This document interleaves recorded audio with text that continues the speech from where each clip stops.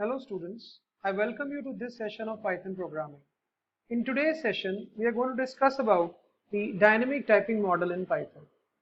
If you have a C, C++ or Java background, you might be a bit confused about how Python uses variables without declaring them. So, for example, when we say type in a interpreter session or a program file, we type say a is equal to 3. Then how does Python know that whether a is an integer or a float or a string? And for that matter, how does Python know what a is at all? Because we have not declared a for its type. So once you start thinking about these things, you are discussing or you are into the domain that is known as Python's dynamic typing model. Okay. And remember, in Python, types are determined automatically at runtime, not in response to your declarations in your code. That means you don't need to declare the types of variables. They are automatically detected at runtime. So that would mean that you never declare variables ahead of time. And remember one thing regarding this Python variables, it just comes down to three things: variables, objects, and the links between them. So variables, objects, and references. Now, first we have a variable creation. So a variable like a name like a is created when your code first assigns it a value. So your variable is created when some value is assigned to it. Okay. And future assignments may change the value of the already created name. Now, variable type. A variable has never got any type information or any constraint associated with it. The type is of the objects which are assigned to variables. So remember the key: variables, they refer to a particular object at a particular point in time. Okay. And the variable use. So when a variable appears in an expression, it is immediately replaced with the object that it currently refers to, whatever that value may be. Further, all the variables must be explicitly assigned before they can be used. Okay. Referencing unassigned variables results in errors.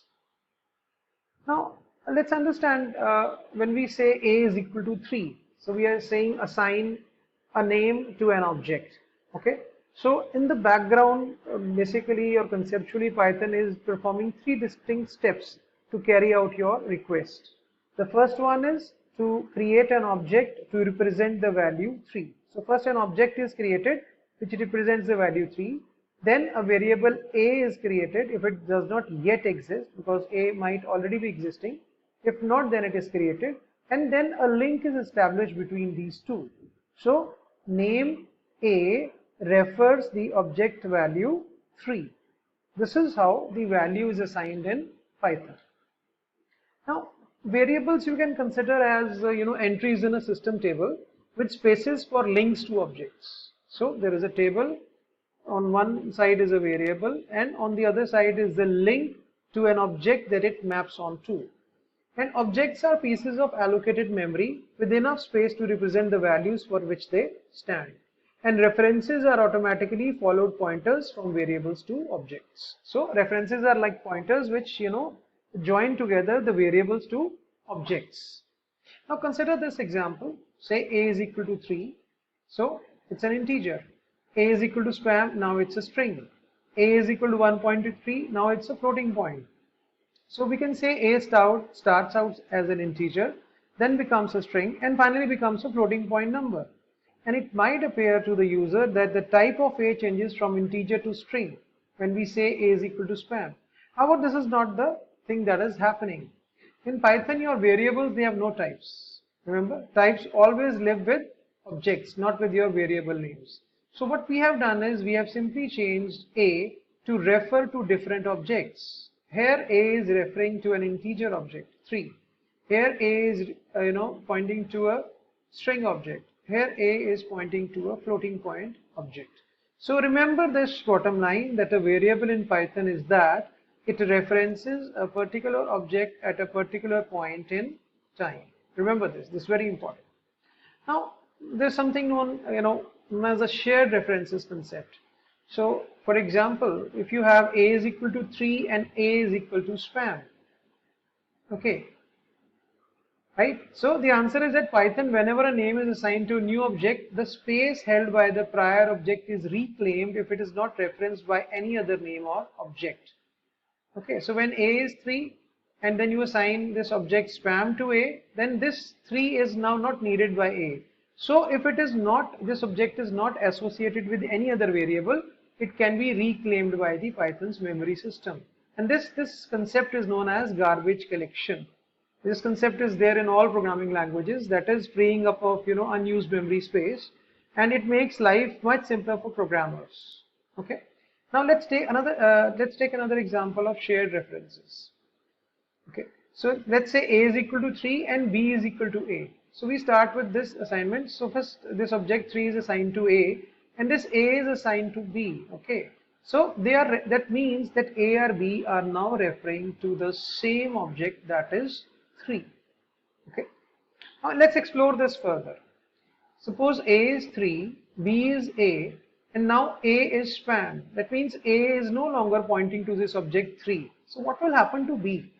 Well, B will still point to this object, only that the A's reference has now moved to spam. It is dissociated from this object 3. And the value of B still references the original object, the integer 3. The resulting reference structure is there in front of you. Very important for you to understand, because it would be there for all your future assignment operations with the various types in Python. Now let's take another example. I'll be taking a list which is a mutable object. Okay, mutable is something which can be changed, and immutable is something which is unchangeable. So I've taken a list or an array that you understand in C, C++ or Java. Here is the same thing. L1 is a list. A list is something which can be changed, is mutable. And L2 is now referring to L1. Okay. So let's suppose I change something in L1. I'm changing the first element of L1. So L1 0 is equal to 24. So L1 0 is 2 right now. I convert it to 24. So if I print L1 now, it is 24, 3 and 4. And if I print L2, obviously it is also the same, because it is referring to the same thing.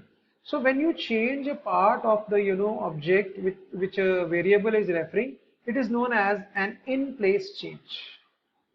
Okay. So let's revisit this example in another way. Let's say the list L1 is 2, 3, 4, and I make a copy of the list. Now I'm not making the reference same, I'm making a copy of the list. So a copy of the list can be made by using this syntax, which this syntax we'll learn in future, don't worry about it. Or we can also make a list like this with these syntaxes also. Okay. And then I change the value of the first element of L1, that is 2, now make it 24. So if I print L1, it is this. If I print L2, then L2 remains unchanged, because L2 is not a reference, this thing, it's simply a copy of L1. And when L1 changes, then L2, which is simply a copy, which is not a reference, it stays the same. Okay. And now let's see this one very important example, and then I'll work out all these things on the Python interpreter for you. For example, the variable x is having a value 42, and if I assign a value shrubbery to it now, then is 42 reclaimed by the Python's garbage collector? Okay. Now what Python does integer is an immutable object in Python. So Python caches and reuses small integers. It does not reclaim it. Garbage collection process does not reclaim integers. Okay. So the object 42 that was here is not probably not literally reclaimed. Instead, it is likely to remain in the system table to be reused the next time you generate a 42 in your code. Okay. So we'll explore this concept soon in the Python interpreter. Now let's take two lists, L as 1, 2, 3 and M as 1, 2, 3. So obviously L and M are two different objects. Okay, L and M are two different objects. Although their values are same, the list values are same, but they are two different objects. So if I try here L equal to M, it will return true. But if I try something like L is M, then it will return false, because L and M are different objects. Okay.